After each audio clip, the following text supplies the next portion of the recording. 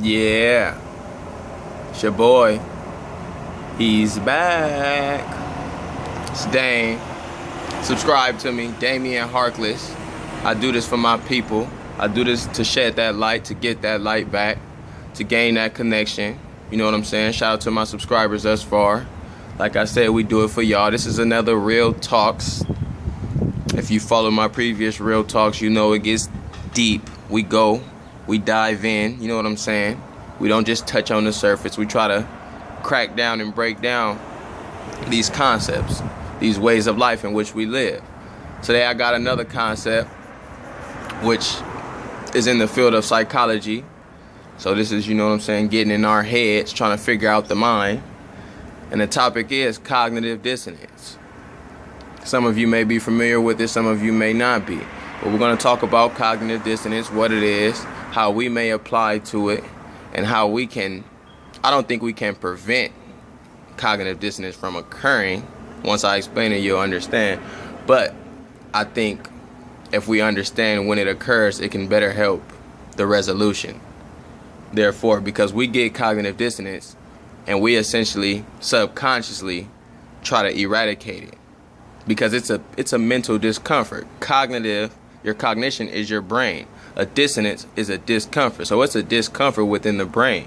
Your brain is so smart. Your brain is so self-sufficient that it will eliminate the problem before you even know it consciously.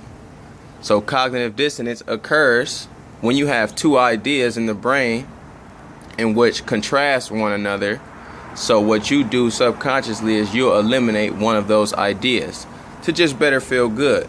It's almost like this cognitive dissonance puts us at a primitive state for a human. I don't like using that word because it really denigrates a certain amount of people. But if you can put the lowest form of yourself, this is what cognitive dissonance brings about. Why? Because what you're attacking with that other idea is a tradition, is a way of life. So your brain feels like it's personally being attacked. Now, if I may give an example of two ideas contrasting in which would create a dissonance, it'll be, we'll say, gravity.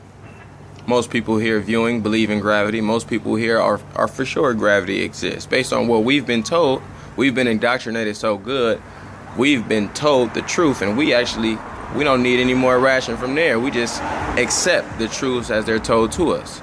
So you have this concept of gravity, and then you have someone who'll come up to you and talk about something like electromagnetism. It's a concept in which believes the whole world is electric and we control our energy fields. Our inner energy actually plays its part with this universal energy, which creates the driving force for all energies. So basically, movement and motion is all contingent on an energy field. Now, I say that only to say cognitive dissonance won't even allow you to believe that. So even when I said that while I'm speaking in it, most of you guys probably already doubted it, already deflected it, already negated it before you even got to it. That's what cognitive dissonance is. You believe in gravity, then you have this other idea, electromagnetism. I believe Tesla gets notoriety for that, even though it's been said that the ancient civilizations navigated and controlled energy amongst the same lines that Tesla did and does with these cars and shit. So I only say that to say, once you get that, there lies the dissonance. You have two ideas. Even if I provided good ration for electromagnetism, it's your brain that's not going to accept that. So when you have two ideas, even though you might be like, oh, hey, that shit makes sense, at the end of the day, what you're going to do is you're going to go back and follow your tradition, your main idea. Whichever idea has been thrust into the brain more is what the brain will accept. Repetition creates tradition, and tradition almost never fails. We rely on tradition more than we rely on our own ration, more than we rely on anything. So when you talk about cognitive dissonance, you take these two ideas, and if one of those ideas is a traditional belief, that new idea that you have doesn't stand a chance. So electromagnetism, most of you guys already threw it out the window. You said you don't believe it. You already said gravity exists. It's a constant. right? Or some of you, maybe if you've been able to control your dissonance to not dismiss it as such, you may want to be like, oh shit, what is he talking about? He said Tesla might have used it. Well, maybe let me go back on it and let me see what's up. This is why I think cognitive dissonance is not the problem. It's how we react to it. If we understand it's happening, we can better tame it and better grow. Because when we do this, when we have, let's say another strong belief, a lot of us are strong believers, in religion, which is fine. I have no problem with that. So if you come across somebody who's non-religious or doesn't favor your religion, that's an instant dissonance. Your whole way of life is being attacked. So someone tells you, hey man, Jesus was a myth. Or someone tells you, bruh, the Romans created this concept of Jesus and you not Roman. Whatever they have to say to refute your shit is going to instantly create that dissonance, which is going to put you at that primitive state. You almost want to get angry.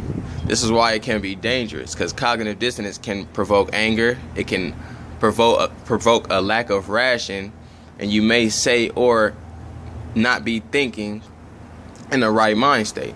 So you have somebody saying these things, and instead of even accepting what they're saying, maybe it could be logical. Instead of accepting what they're saying, this cognitive dissonance made you refute it. Oh man, what? How you gonna tell me Jesus don't exist, nigga? In my life, I know Jesus exists. This is another problem. We have to not let our traditions be certainties. How can we open up? How can we share? How can we connect with each other if we make tradition a certainty in your life? Everybody's tradition is right to them. If you guys know that, everybody's tradition is right to them. So when we have people honed in and focused on their traditional values, it only means cognitive dissonance is going to win all day, because then you got separate regions, separate demographics saying that their way is the right way. And when they interact, they're not looking to hear your statements. They're looking to hear, I'm talking about the brain. The brain is looking to hear how your statements conflict with his or her reality. Once it's a confliction, then the brain will act and try to justify and try to explain some shit. This is why a lot of the times we justify our situation without even knowing. We just did it. Like, let's say you just eating some food, whatever type of food, and then somebody comes and be like, oh, you eat that shit? That shit nasty. That's almost cognitive dissonance from both partners. The person saying that shit nasty, he saw your food, he or she saw your food and instantly had a negative feel to it, because his tradition or her tradition is not eating that type of food. So his dissonance went off there, so he had to down your food. She had to down your food. Your dissonance kicked when he said, oh, this nigga said my food nasty? Let me explain myself. Let me justify my position, because now I'm at a discomfort here. And I don't want that dissonance here. Subconsciously, y'all have to understand, we eliminate the dissonance. Our reaction is what eliminates it. So you have that aspect where you have two ideas that contrast, you know what I'm saying, in juxtaposing spots against one another. And then you have cognitive dissonance amongst yourself, where you have your actions conflicting with your ideologies. Now let's say I'll take my own personal anecdotes. Let's say me. I've acquired a lot of information that will make me want to just live a more natural-based lifestyle, live a more healthier lifestyle, and I've learned some things about some foods that may not favor to my body, right? So, when I go out, laissez-faire, kicking it with the homies, if I go out and get a burger,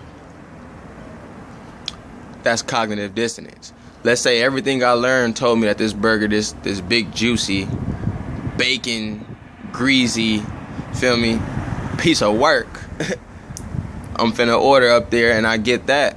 The cognitive dissonance is in effect, because I just told myself, I just tried to inherit a new belief, and now I'm practicing something that contrasts what I believe. So now I have to choose up. My brain has to choose up. I either have to choose up on the idea and be like, hold on, this shit is unhealthy, or I have to choose up on the burger. And the shit, it go either way. It's cognitive dissonance either way. It's reasoning to eliminate one for that discomfort. So if I choose the burger, guess what I'm gonna say? I'm I'm like, oh shit, this just gonna be one time. I ain't finna be, you feel me? This gonna be the last time. If I choose up on the idea, I have to shape and adopt different habits. I have to change my former habit. We're creatures of habit, so I have to change that habit. So either way, you're going to be put into a discomfort. Either way, you're going to be put in some form of discomfort. As humans, we all have cognitive dissonance, and I could give another example of cognitive dissonance right now to most of the people watching this. Colin Kaepernick. Your situation with Colin Kaepernick, habitually you've loved football so much, but let's say you've come and seen this new light and want to be a person who represents activism and wants to speak for the oppressed, and you see Cap doing the same thing. So guess what you do? You want to boycott TV. You want to stand up for Cap. You want to try to do whatever you can to pledge against this oppression. But your actions have been so used to watching TV, so used to turning on football on any given Sunday, that now once you sit down and watch TV opening week 1, you're gonna face cognitive dissonance, because your mind already got the ideology like, man, this shit, fuck this shit. This shit is some coonery, this is some new slavery type shit, I'm not with this. But then you sat down and watched, you did your habits, and now you have a discomfort. You either have to eliminate one or sit with that discomfort. Your brain is never going to sit with that discomfort. I don't care if you think you control your brain, you don't completely control your brain. You'd be ignorant to say you control your brain. That motherfucker's high powered too. So you either gonna say, oh shit, well shit, it's just football, they gonna make money without me, and you gonna watch football, or you gonna say, all right, let me take away this fucking habit and let me support my nigga Cap. It's cognitive dissonance. We gotta learn when it happens, and we gotta learn how to tame this thing, baby. I would say, from personal experience, the best I can control my reactions towards cognitive dissonance, because I can't control cognitive dissonance from happening. Like I said, if it's two ideas that contrast one another, we learn so much information that eventually two ideas will contrast. They will contradict one another. You're not human if you don't face that dilemma. So eventually it's going to happen. No matter, let's say you come up, let's say you just have a favorite football player. Peyton Manning's your favorite football player all the time. If somebody come to you saying Tom Brady is the best football player, that's going to form a little bit of a dissonance, because you're instantly either going to neglect his information because of that dissonance, or you accept it and then you give justification to why Peyton Manning is the right choice. Either way, it's dissonance. The best way for me is to not hold firm on your opinion. The best way to relieve that discomfort in your brain and to try to prevent the dissonance from fucking you up is to not be firm on any belief, which is hard to do. As creatures of ration, we develop ideas, we develop beliefs all the time. That's why I say we all got them. We all have ideas. Excuse me.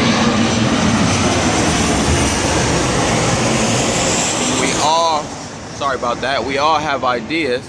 I just think the main objective to try to help yourself through this dilemma, cognitive dissonance, we all have it, is to not be so firm and certain on your beliefs, because that's going to lead to you either trying to hide yourself from society, from life. Let's say you believe in whatever it is you believe in. You believe magic is real. I don't know. Whatever belief you got at home, use that.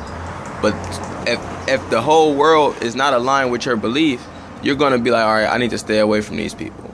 I need to do this. I need to confine myself to my situation where my beliefs aren't conflicted. And you don't want to box yourself in like that, baby. You don't want to do that. There's people out here that care for you and love you with different beliefs. You have to accept that your belief may not be right, may not be correct. A lot of people are not willing to do that. They're willing to let tradition be absolute. But if we want connections, if we want to get rid of this dissonance that we have, if we want to control this dissonance, we got to understand, wait, Damn, why this nigga think Tom Brady better? Let me hear him out. Let me get some information. Because I feel like that's the goal, to get information, to get wisdom, to get knowledge, to get understanding. Cognitive dissonance and your reactions to it prevent that. You rather just defend Peyton Manning. You rather just defend Christianity rather than hear somebody talk about the Quran. You feel me? So I just say lighten up on the beliefs. If you believe something, that's fine, but don't hold it to the heart against people who really care about you as well. We're all trying to come together for a mutual understanding. Holding a strong belief is poison, man. An idea can be poison. Like gravity. I'm not saying it's right or wrong, but that's my main example for the people. Everybody here, I know we all went through the same K through 12 system. We all believe in gravity. If not, 95% of us believe in gravity. But look up Tesla's theory on it. Look up some other shit. Look up ideas that contrast your. That's how you can fight dissonance. Look up ideas that contrast your position. You can help yourself every day by looking at ideas that contrast your position. That's the best way to help yourself with cognitive dissonance and how you react to it. Because, like, everybody, this is how I see it from anecdotes. Everybody, when they get information that contrasts their tradition, they reject it. And that's all this video for me is trying to do, is trying to abstain people from that rejection or that deflection to information. Because it's all useful. It's all great. So yeah, this is the Real Talks. We coming up on 16 minutes. You know how we do. We talking about cognitive dissonance. The homies call it cog dis. I feel like this is why this is a human problem, because I feel like where our ration is at, this is why we do shit like this. This is why we perceive all of our traditional values as something of fact, and then we're willing to just protect that rather than to connect. Strong beliefs, eliminate them. Still have them, just don't make them so strong to where you got that defense up. Because now Christians can't talk to Muslims. Now black can't talk to white. You know what I'm saying? Now women can't talk to men. A woman from Venus, men is from Mars. That's how we accept it. Instead of being like, all right, let me try to figure out my lady. Let me try to figure out my woman. Let me try to figure out this man. You know what I'm saying? Don't let cognitive dissonance win again. Cognitive dissonance been winning forever. That's why we can't come together. We all have our traditions, and we're all willing to use our tradition as law and as fact. Relieve that dissonance, baby. Embrace that dissonance so you can react better to it, so you can help nature. It's your boy Dane. Peace. Any questions on Cog Dis? Holla at your boy. Any questions, period. Whether or not you think you got it, holla at your boy. I'm here to help. I'm only here for more questions. There's many examples of the Cog Dis. The main one is for you to just look at your actions and compare to an idea. You can feel that one. That's the easiest to feel. When you're doing something that you think is wrong, you can feel that. Or an idea contrasting an idea. Another example, I ramble. Y'all know I ramble. This shit might go to 22. But another example would be homosexuality and the Bible. Like many people who I've known have faced this conflict. They've been religious. They grew up in a religious home through tradition, right? You grew up in a religious home, and then later on, you find out your sexual preference is toward the same sex. So you like men as a man and you like woman as a woman, but religion says it's an abomination. So that instantly is a common cognitive dissonance that we face today. You have homosexuals who grew up on religion who now are like, oh, hold on, wait. I can't, if I'm gay, it's a problem, according to this.